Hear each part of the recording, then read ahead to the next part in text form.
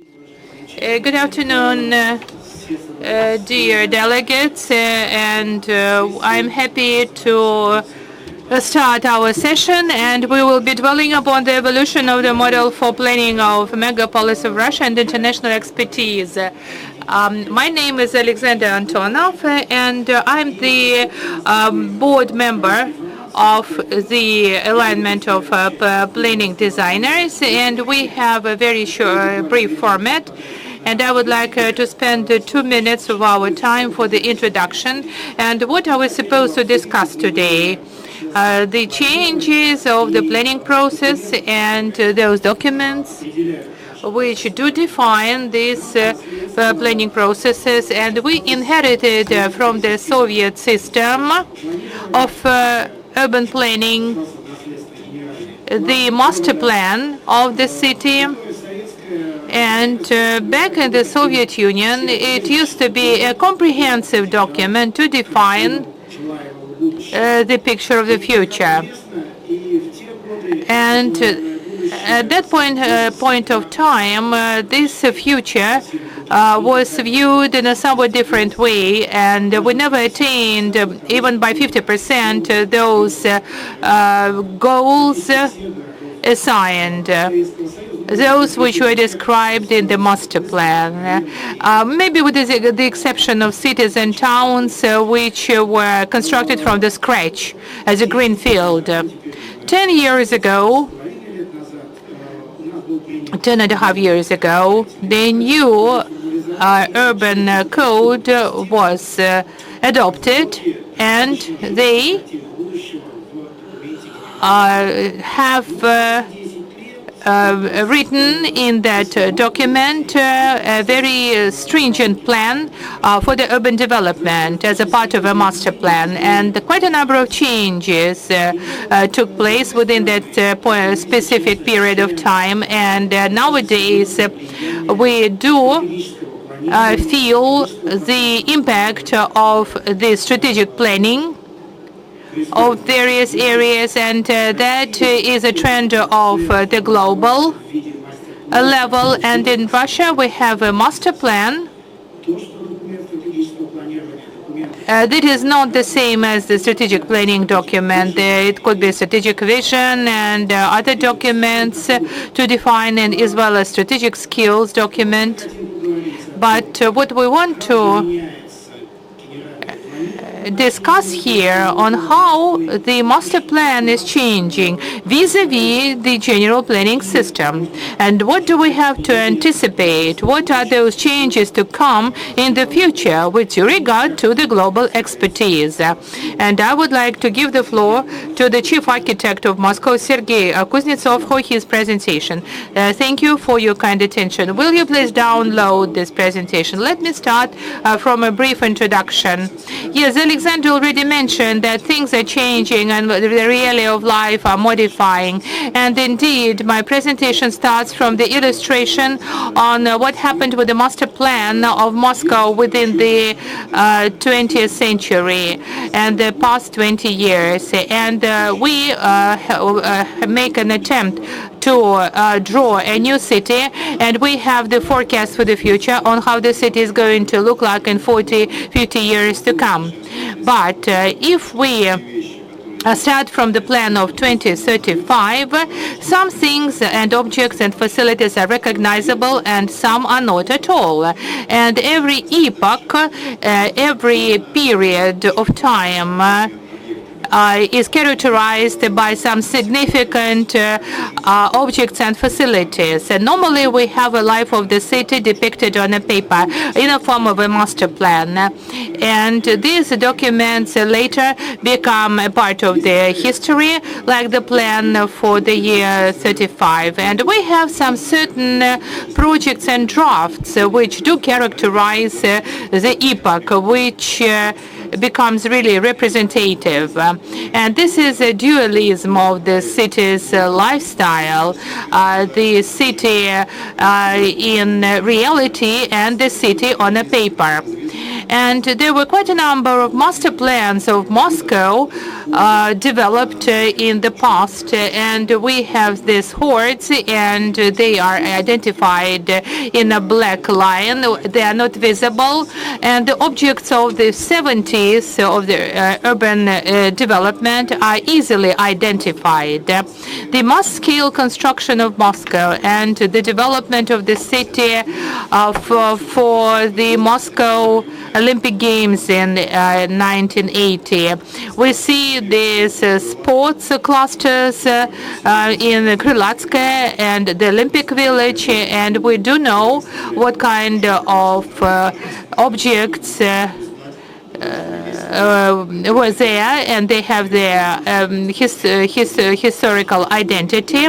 And the question arises, what was the contents of the master plan? If I look at the master plan, I could hardly associate it with the objects which are in place. But Moscow looks somewhat different now. Already we have new territories of Moscow, and also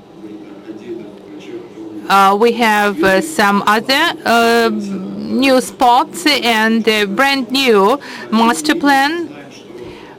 But we do know that the objects constructed at this particular point of time could be easily identified much better than the document per se. What is the idea behind? What would we like to say about the urban planning and urban development? What are the ideas and concepts of that flexible document, which is called the master plan? And we really have to rely on the international expertise. And the mayor of Barcelona said that the last master plan of Barcelona dates back to 1979. And then there was another project launched with the coverage of vast territories with new ideas and concepts. And we really have some top priorities, but we have the project design thinking. And the project has to be put forth with a multitude of details. It is much better than the 20 years plan for the future. And in the long run, these plans give a better understanding and better picture of the future. But the modeling and programming of life within some specific projects proves to be a more efficient task of today. And that is not an architectural project at all, though the pictures look like as if these are houses from some fairy tales. No, these are real-life scenarios within specific projects. For example, the ZIL project, the Arkhangelsk project, and these was a part of the project designed and it was redesigned at the stage of planning. And we see the Moscow River here and the way it is being redesigned as well. And the question arises, what is the ideology and the concept? And how we may beautify various areas and the river area and embankments. And hereby we are guided by the ideology of some standalone objects to be constructed. And that is a part of the super planning system. And I see the project and some indicators of that project. It's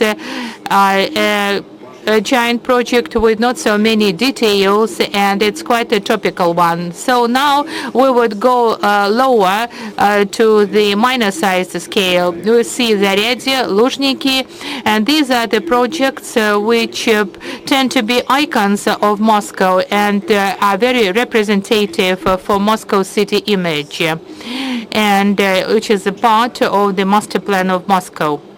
This is the preparation for the World Cup, metro, some roads, and there are quite a number of infrastructural projects which have to be planned. And we have a program for infrastructural projects development. We have the project of MK-RŽD, the ring road for railroads.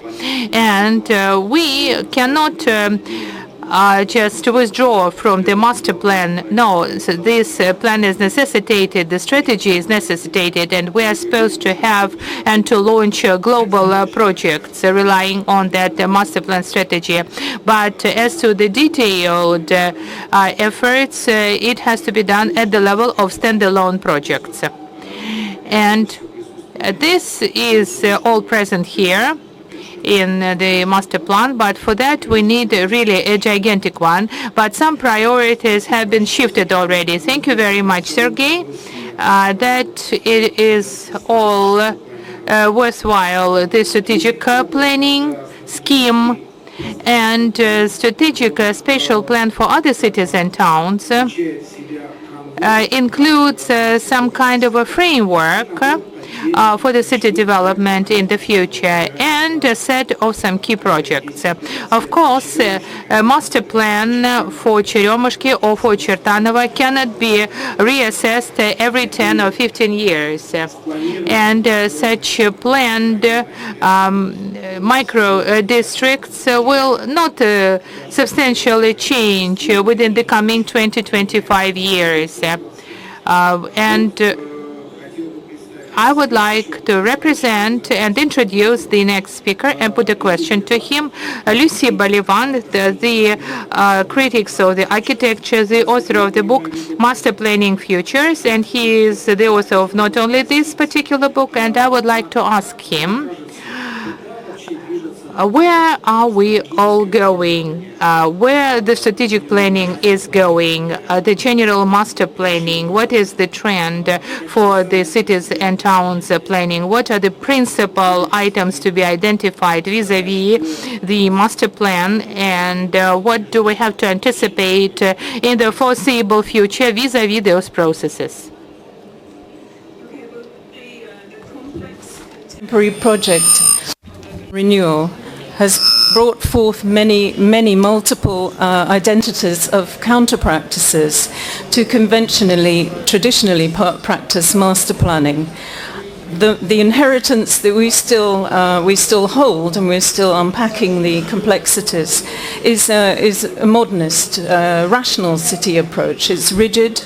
It's wholly top-down.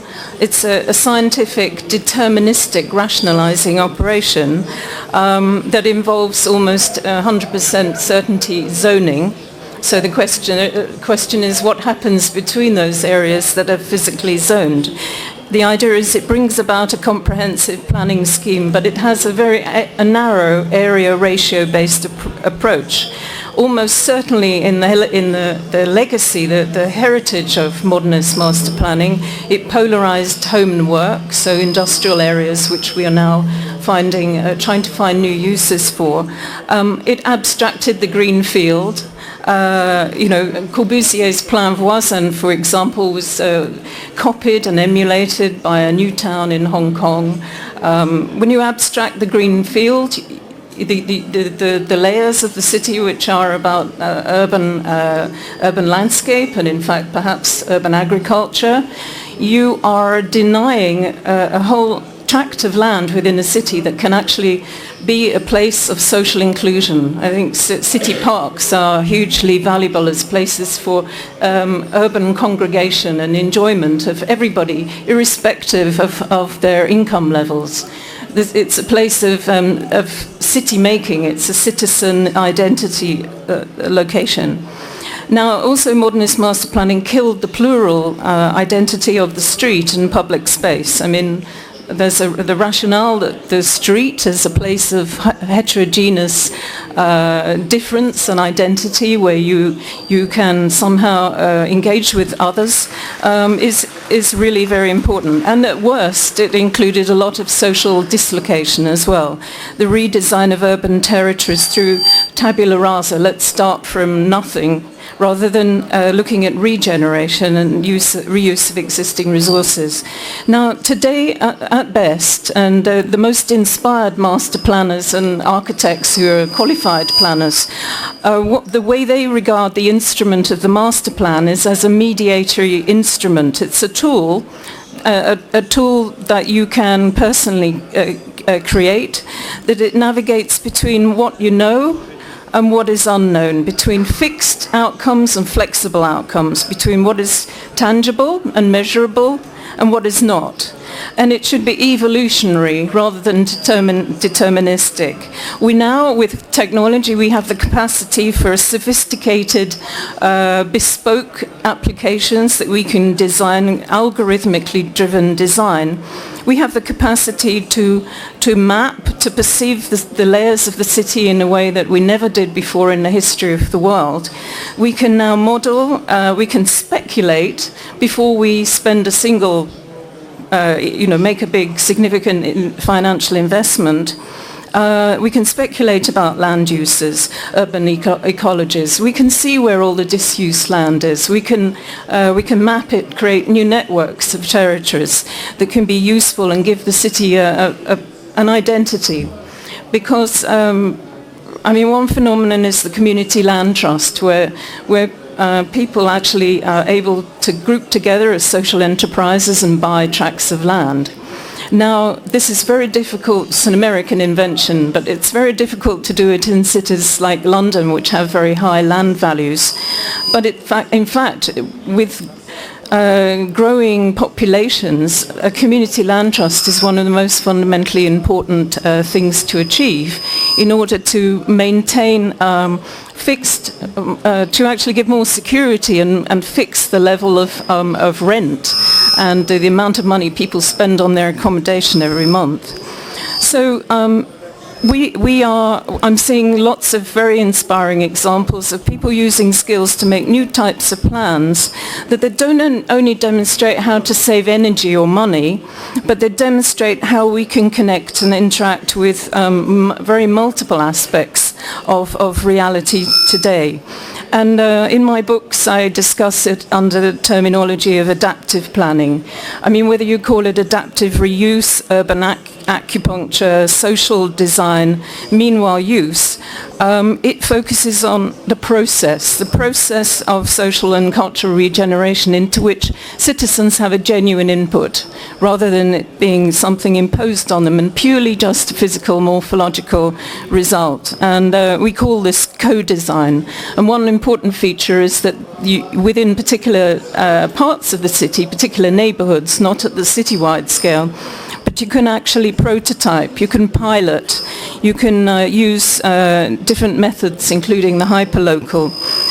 There are master plans where the results are monitored by local citizens and voted on in order to get them through into to be accepted. So I think adaptation is the really key word now, and also consensus with citizens as well, because we now have greater capacity to invite local people into the process, and also, moreover, for the local people to be part of their own processes in a more of a self-determination type of society, which I think will be the future. I hope. Спасибо большое. Thank you very much. I would like to add here, I was a participant in the development of the strategy for spatial development of Ufa, of the city of Ufa. And there was a sort of slogan, our goal is nothing, but movement is everything. It was provocative, but we switched to planning of processes rather than outcomes. And the next question I would like to ask to Engelgerd Daldrap, Secretary for Construction of Communal Services in Berlin, and how in such situation of process planning, what their municipal civil servants should do. They must take some plans, they must plan some facilities. Well, what in this adaptive dynamic planning in such a big city as Berlin, what do you approve? I will explain first how it is done in Russia. A list of all objects is approved, objects which must be created and built at near term. Clearly, these objects, which can be created in a matter of 10 years, are difficult to predict. What needs to be approved? Are these objects or principles or areas for development? What is the compulsory part of this plan? Thank you for the very complex question. I only can speak about our Berlin experience. Yeah. Maybe you get some hints what to do in other places. We basically feel that planning has to be nowadays a mixture of bottom-up and top-down approaches. And we need both approaches to do good planning. We need the cooperation and participation of the citizens in our planning projects, and the citizens demand it. And also we need a strategic planning approach with long-term goals, with clear fields of actions, and also clear rules. We in Berlin tried to do something like an overall strategy. We call it the Berlin Strategy for 2030. With a strategy beyond spatial planning or beyond master planning, it's something like a model for a growing city. And we try to involve all the city departments, not only the planning department, the environment department where I am from. We also involve the education department, the department of economics, the department of interior, for example. And with the approach to shape the whole city goals, and we want to try to describe goals for all fields of action in the variety of political areas: housing, integration of migration, jobs, education, environmental aspects. And this is something like an overall strategy. Then we have some sectoral strategic planning approaches, which are, for example, for the housing sector. We have to build 200,000 new flats in 10 years. It's a big task for the city of Berlin. We are fast growing in habitation. On the other hand, we need infrastructure. We need to more improve the bicycle lanes, for example. The big discussion in the city to improve bicycles and to do more for this aspect of new mobility and other things. And you spoke from the Moscow experience of project design. We also have this in Berlin. And I think good planning is a mixture of different approaches. We have, of course, also a land use plan. We made it 22 years ago and a little bit adopted, but it's a very long strategic planning approach. Maybe you can compare to more traditional master planning for the whole city, but we basically do master planning for projects, for new urban areas, for brownfield redevelopment. And in this master planning projects, we really combined top-down and bottom-up processes, cooperation aspects, and we try to involve as much as possible the citizens in these planning processes. And it's a difficult task nowadays, and I think there's no approach you can adopt at every place at every time. I think we have really to look what planning projects we have on our table and ask what is the right strategy to solve these problems. We have some very long-term developments where we need very clear strategic approaches, and we have to keep them for a long time. For example, in the transport system, it's a very long-going story, and we have to invest a lot of capital in it, and we have to make it right for 20, 40, 50 years. And we have more projects which are local, which more mixed-use approaches, which are more cooperation approaches, co-production approaches. And I think the planning reality in Germany and in Berlin is it's a wide instrument set we have on hand, and you have to look at the question and then you select the right instruments. Спасибо большое. Я хотел бы представить следующего участника нашего круглого стола. Our next speaker, Enrico Fontanari, urban professor from the University of Venice, IUAV. You've got a lot of experience in working in different cities, including in rapidly growing cities. From your experience, what city planning tools do work? What sort of tools have been implemented that really help to transform the current cities, to improve the quality of life? What are the tools that give really good, predictable outcomes? Thank you for your question, and thank you for inviting me to this interesting forum.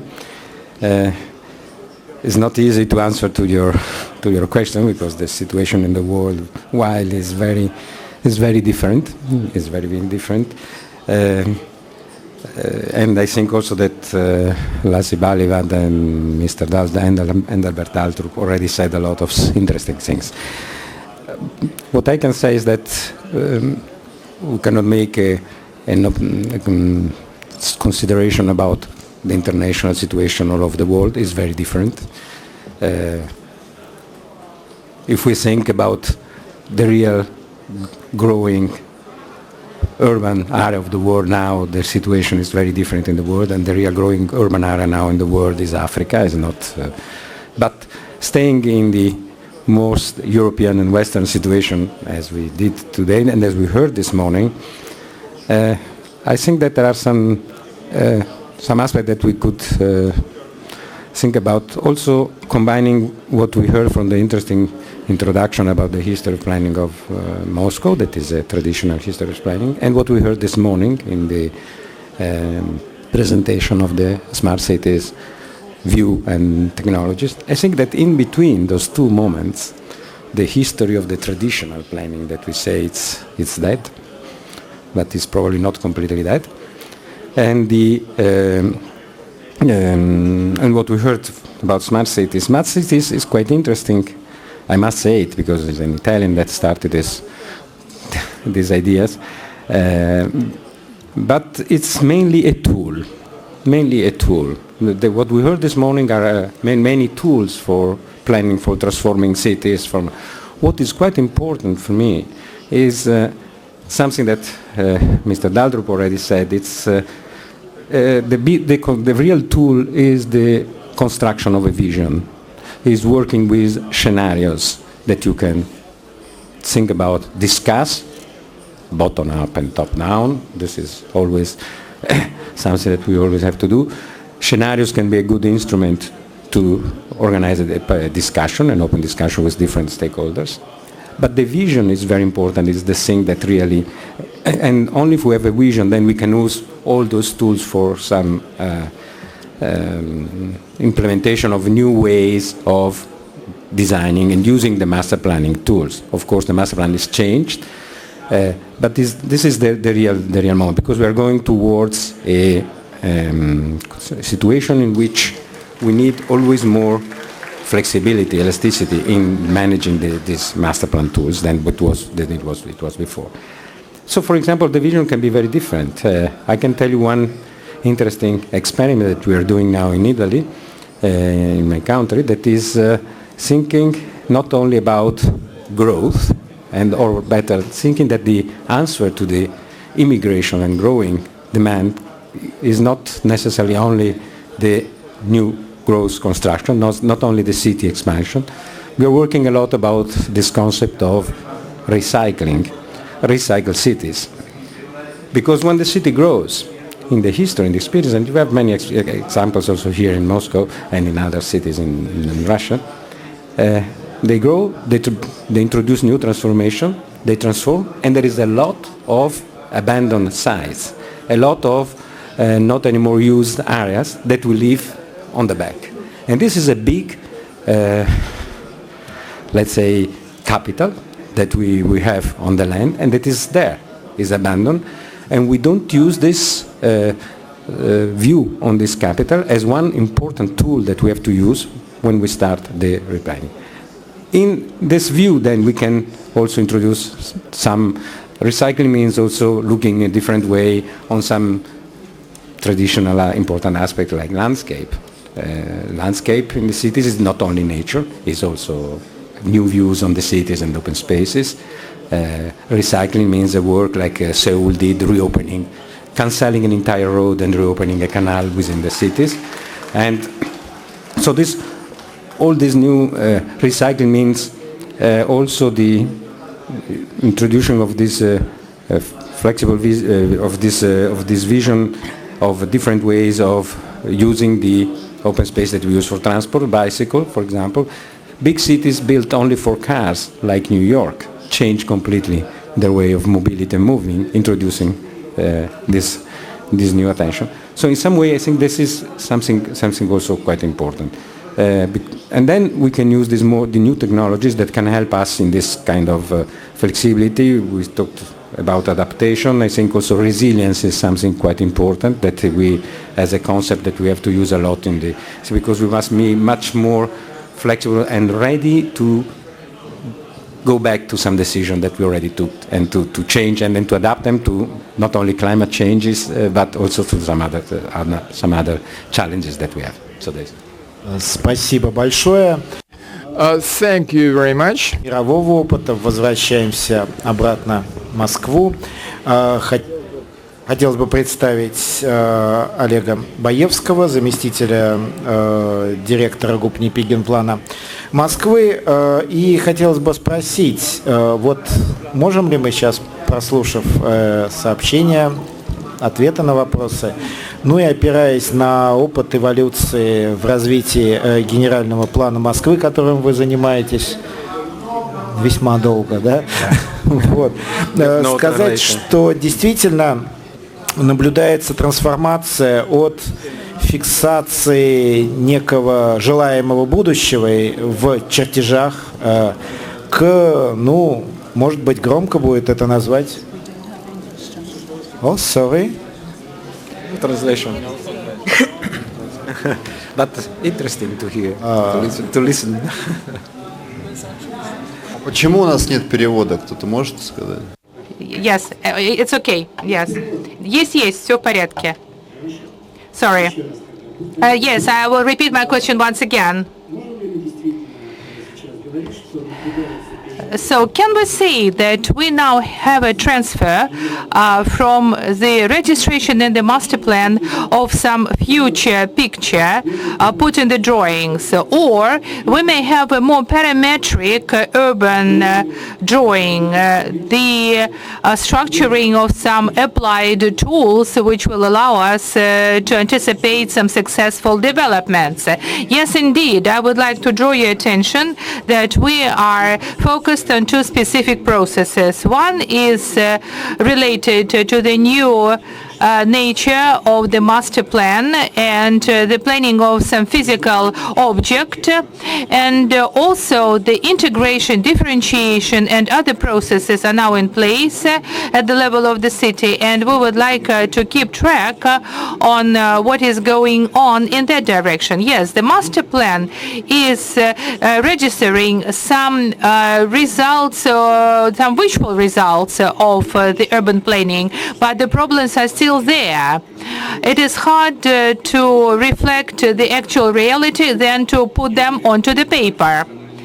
And how the entire space will look like as a part of this integral process of spatial development. And another problem to mention, the master plan is becoming a part of the legal procedure for the urban development, and it becomes a more stringent one as to regulating certain parameters and making this plan more formalized. Nowadays, the master plan is viewed as a tool for the new legal regulatory framework and to be followed by the executive authorities. And the question arises, what have we resort to? Master plan presents the comprehensive scheme for all the projects of the infrastructure. And master plan has also zoning plan, which regulates the efforts of the executive authorities. That is the second component part. And the plan also formulates certain requirements for the government for the infrastructural development. And at the same time, they do forecast the actions of title owners at all the stages of planning and construction. And so the master plan identifies really stringently quite a number of factors. And another thing to mention, what is going to be anticipated and forecasted. And yes, this is a really very interesting thing about the master plan. Physically, it is becoming a manager of the process. And I would like to add the third component identified by Sergei, standalone projects availability. And there are two levels to identify: the urban level, and part of the city is very rapidly developing. Part of the city is in stagnation, and we cannot wait for years until the title owner decides upon this or that plan of construction, and the city will lose its profit. And I'm talking about those remote areas, just abandoned areas, and these areas have to be developed, and there should be some joint solutions to be taken in that sphere. We still have some time left. Yes, is it possible to initiate some Q&A session? If there are any, do we have this format? Is there a microphone? Or we have to decide what to do on our own. Probably you would like to add something. Let me just say a few words more on the Moscow city development. Moscow really spares no effort as to the urban development, and we really work hard in that direction. And everyone views Moscow as a focal point and as a good example for us, the cities and towns. Of course, our legal regulatory framework is lagging behind the international standards, and Moscow would like to find some new niches for the transformation in the urban planning. And really, it's of great significance to us, specifically when we speak about the legal regulatory framework development. And it could be extrapolated onto other cities and towns of Russia as a part of their future development. And let me add something and actually elaborate on your last statement. And really, it is worthwhile to mention the design part of the facilities, and therefore we need to monitoring the master plan, and planning and realization and implementation are absolutely interconnected. Yes, that is an adaptive part of the process. And it's also worth to mention on how to identify priorities in the territorial development.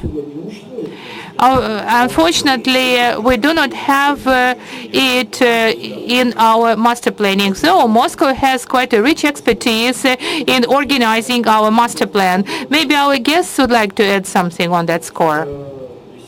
Lucy, you wanted to show your book, yes? Is that right? To make just a very quick plug for my new book on the Recoded City, which is on participatory placemaking, which I wrote together with the urban regeneration architect Thomas Sermacora, co-creating urban futures. So it's globally not 100% comprehensive, but it is global in its overview of a multitude of different ways in which the top-down, bottom-up groups can work together with the top-down groups. Because I think, for us, I think it's very important. it's very important that there is a dialogue with top-down authorities.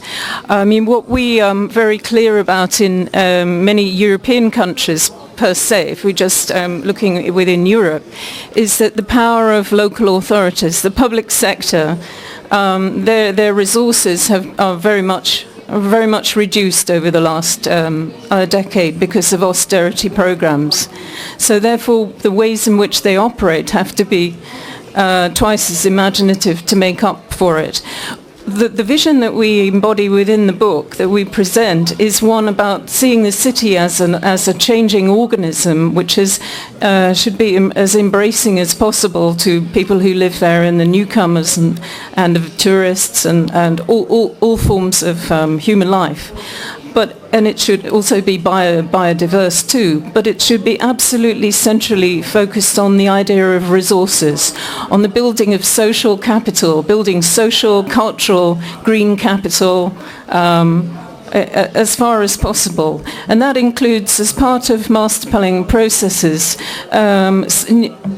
adjacent and connected cycles and systems such as upcycling. So you can upcycle buildings, but you can upcycle materials of all kinds. And I think one other facet that's very important with master planning now is the capacity to design for contingencies. I mean, I would say in the last 2 years I've been to 2 cities where there was, in the recent period, they did not realize there would be flooding, including the UK and the north of England, terrible flooding on an unprecedented level. Parts of Australia, I was in Doha in Qatar, they are experiencing terrible flooding. I have photographs of the streets in the areas, the residential areas. Water, is just piling up. Because whoever designed those streets, the master planners at whatever stage, did not create a master plan with the capacity for the water to drain away, because they didn't think further enough forward to imagine that this would be a natural phenomenon. So to be able to cope with flooding, and I mean, I've city plans that have actually been designed as white papers and then have to be changed because of flooding in order to you have to have the capacity to retrofit the master plan for all forms of contingencies and emergencies and so on. Здесь нам остается только пора. And I'm happy that Moscow could never be flooded. We are placed in such an area that we are not conducive to the flood. Within 2 or 3 hours there might be a serious rain and some imagination of flooding, but Moscow is really fortunate to avoid these catastrophes. Sergei, would you like to say something in conclusion? Because we really have to wrap up. And yes, indeed, today the urban development is a very exciting and thrilling subject. And Lucy mentioned that the local community has to be involved into the global dialogue. Everything should be done via communication, via social networks. There should be special interest groups to be involved in that process. And on the one hand, it's hard to do, but on the other hand, it tends to be a really productive trend. And indeed, the people are bringing something, contributing into the city planning scheme. And Moscow, by the way, is also involved in that process. We have a system of electronic referenda named the Active Citizen.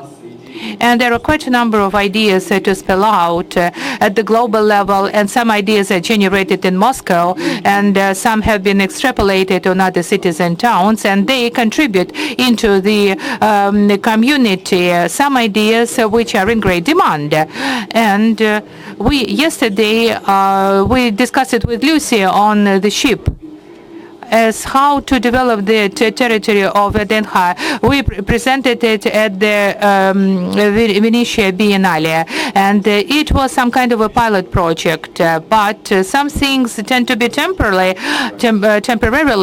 adapted, but some schemes may be accepted. And in the past, it was not in great demand, and we are not meeting the challenges, but we do realize that some things which were invented and reinvented may work. And they were created by the city management. And once some ideas are launched, these ideas just are saturated with new specific content, and these concepts start working. And back in the 30s, VDNH looked like somewhat different, and there was another city, another society, and another lifestyle. And we had a very brief discussion about the master plan, as master plan is really a very significant topic to discuss. But let me add that we are discussing some communication elements, and this is another aspect to mention.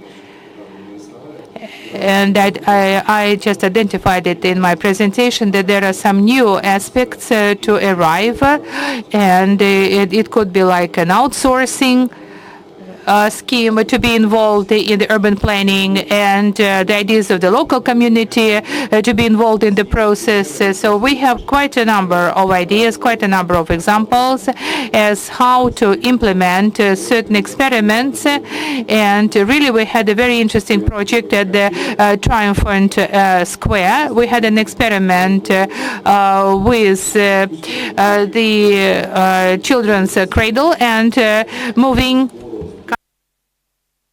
with the children's swing, and it was of great success. Thank you so much for your kind attention, and to bring our roundtable discussion to a successful conclusion, let me specify that this subject is a diversified one. Of course, processes are changing, and in conclusion, I would like to wish Moscow to accommodate our legal regulatory framework, which is changing on a permanent basis, and retain those positive trends. And Moscow tries to accommodate these positive trends. And of course, it will be done in the future.